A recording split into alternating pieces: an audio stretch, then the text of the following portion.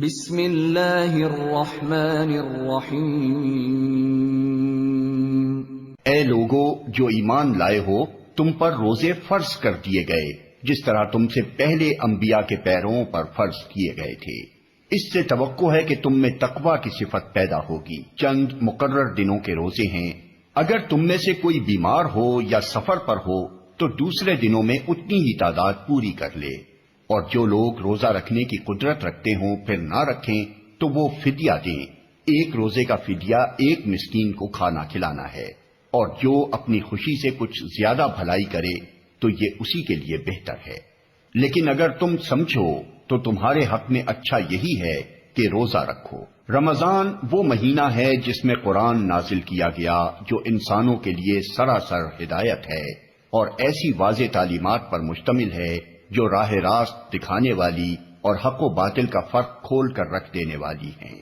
لہذا اب سے جو شخص اس مہینے کو پائے اس کو لازم ہے کہ اس پورے مہینے کے روزے رکھے، اور جو کوئی مریض ہو یا سفر پر ہو تو وہ دوسرے دنوں میں روزوں کی تعداد پوری کرے۔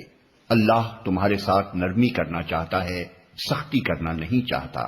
اس لیے یہ طریقہ تمہیں بتایا جا رہا ہے تاکہ تم روزوں کی تعداد پوری کر سکو، اور جس ہدایت سے اللہ نے تمہیں سرفراز کیا ہے اس پر اللہ کی کبریائی کا اظہار و اعتراف کرو اور شکر گزار بنو۔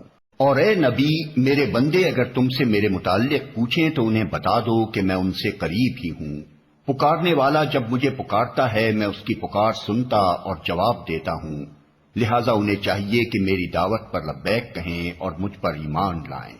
یہ بات تم انہیں سنا دو، شاید کہ وہ راہ راست پالیں۔ تمہارے لیے روزوں کے زمانے میں راتوں کو اپنی بیویوں کے پاس جانا حلال کر دیا گیا ہے۔ وہ تمہارے لیے لباس ہیں اور تم ان کے لیے۔ اللہ کو معلوم ہو گیا کہ تم لوگ چپکے چپکے اپنے آپ سے خیانت کر رہے تھے، مگر اس نے تمہارا قصور معاف کر دیا اور تم سے درگزر فرمایا۔ اب تم اپنی بیویوں کے ساتھ شب باشی کرو، اور جو لطف اللہ نے تمہارے لیے جائز کر دیا ہے اسے حاصل کرو۔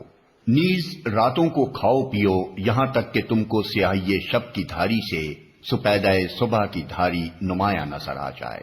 تب یہ سب کام چھوڑ کر رات تک اپنا روزہ پورا کرو، اور جب تم مسجدوں میں معتکف ہو تو بیویوں سے مباشرت نہ کرو۔ یہ اللہ کی باندھی ہوئی حدیں ہیں، ان کے قریب نہ پھٹکنا۔ اس طرح اللہ اپنے احکام لوگوں کے لیے بصراحت بیان کرتا ہے۔ توقع ہے کہ وہ غلط رویے سے بچیں گے۔